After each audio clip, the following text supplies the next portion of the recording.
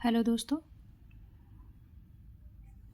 आज हम विकलांग श्रद्धा का दौर नामक निबंध पढ़ेंगे। इसके लेखक हरिशंकर परसाई जी हैं।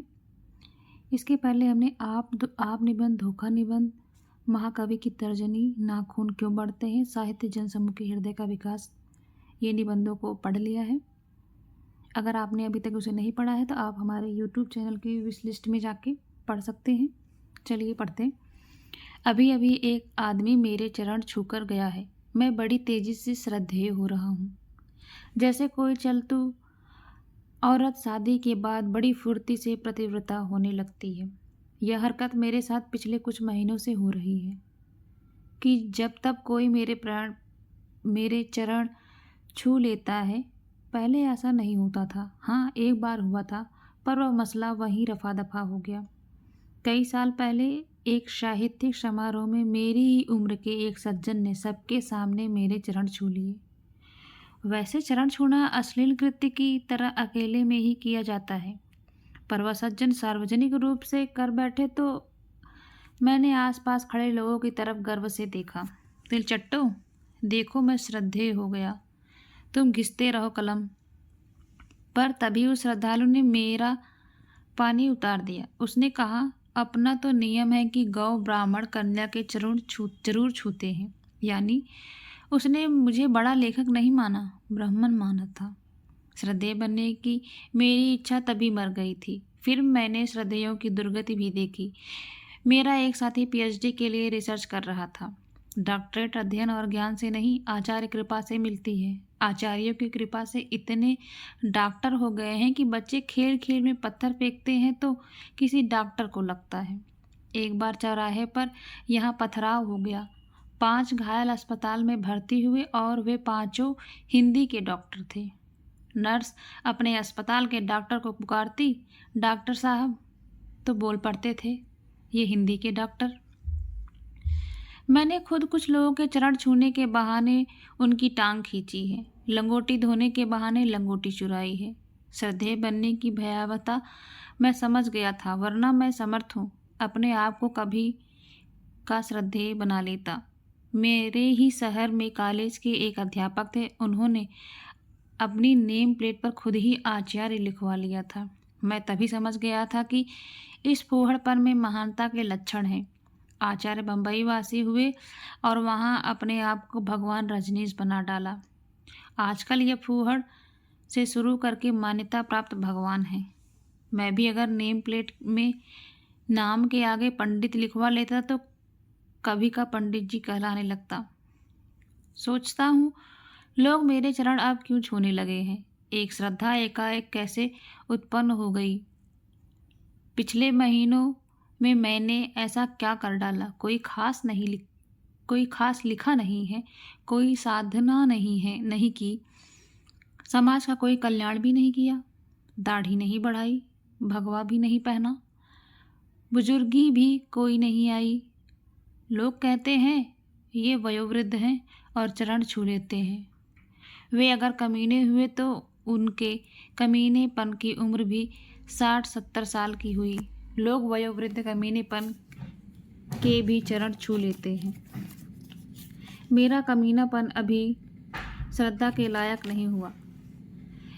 इस 1 साल में मेरी एक ही तपस्या है, टांग तोड़कर अस्पताल में पड़ा रहूं। हड्डी जुड़ने के बाद भी दर्द के कारण टांग फुर्ती से समेट नहीं सकता।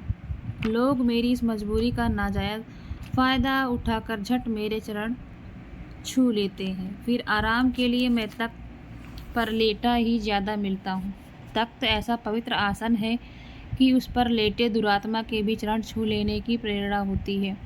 क्या मेरी टूटी टांग में से दर्द की तरह श्रद्धा उत्पन्न हो गई है तो वह विकलांग श्रद्धा है। जानता हूँ देश में जो मौसम चल रहा है उसमें श्रद्धा की टांग टूट चुकी है, तभी मुझे भी यह विकलांग श्रद्धा दी जा रही है।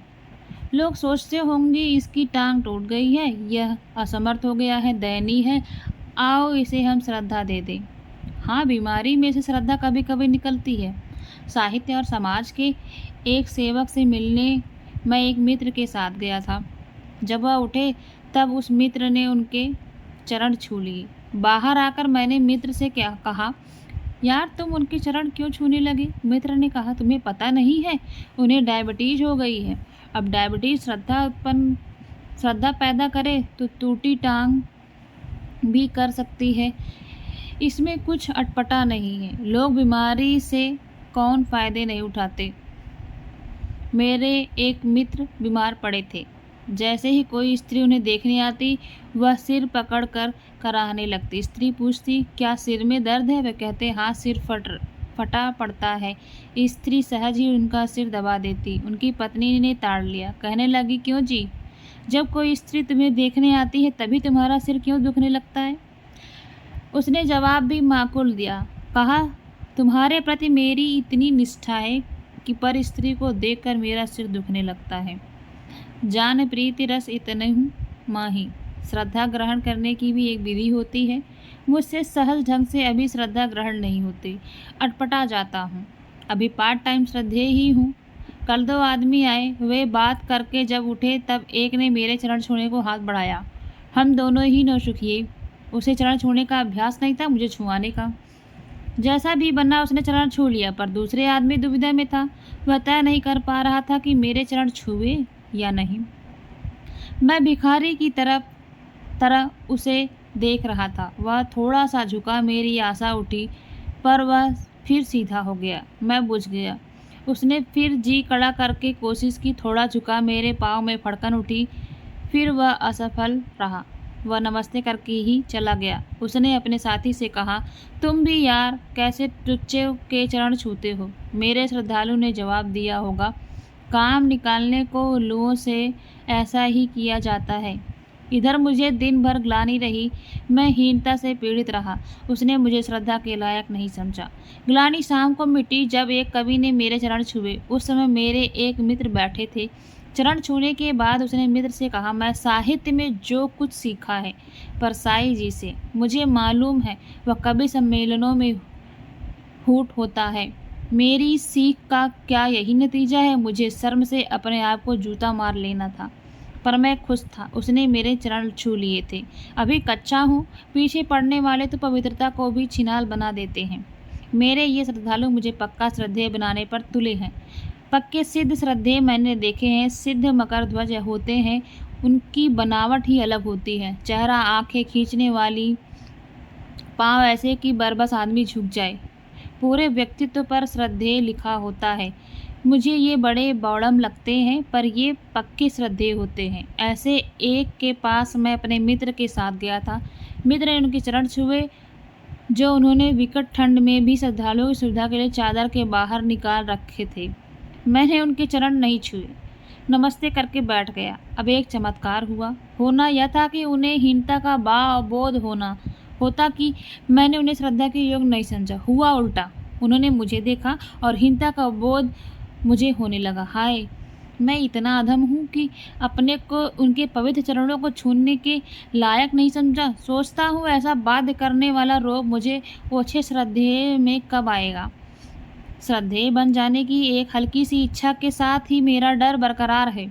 श्रद्धेय बनने का मतलब है नॉन पर्सन, अव्यक्ति हो जाना। श्रद्धेय वह होती है जो चीज़ों को हो जाने दे, किसी चीज़ का विरोध न करे। जबकि व्यक्ति की चरित्र की पहचान ही यह है कि वह किन चीज़ों का विरोध करती है।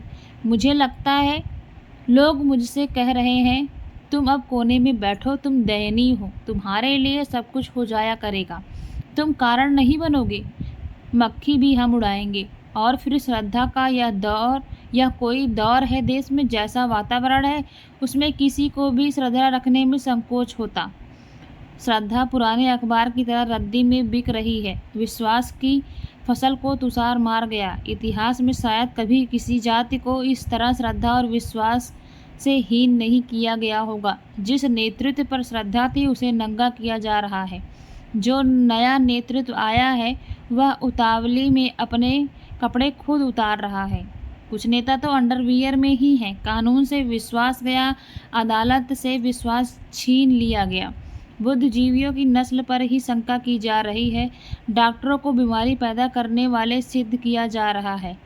कहीं कोई श्रद्धा नहीं, विश्वास नहीं। अपने श्रद्धालुओं से कहना चाहता हूँ, यह चरण छूने का मौसम नहीं, लात मारने का मौसम है। मारो एक लात और क्रांतिकारी बन जाओ।